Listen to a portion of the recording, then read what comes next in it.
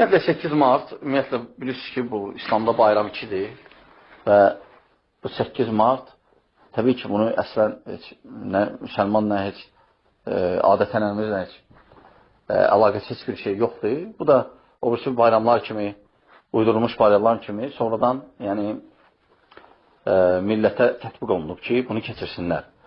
Əslində İslamda qadın hörməti, qadına hörmət, qadına münasibət daim olmalıdır. Bir də 8 martda yox.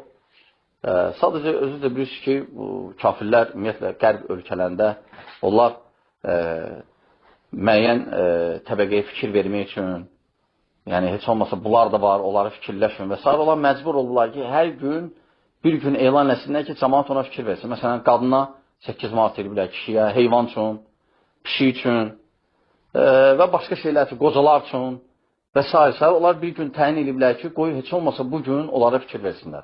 Amma İslam əlhamdülillah belə şey yoxdur. Həm hər cəhətdən İslam hər gün fikir verməyi tələb edir bizdən. Ona görə belə şeylərdən müsəlman gərək çəkinər. Vəssalam.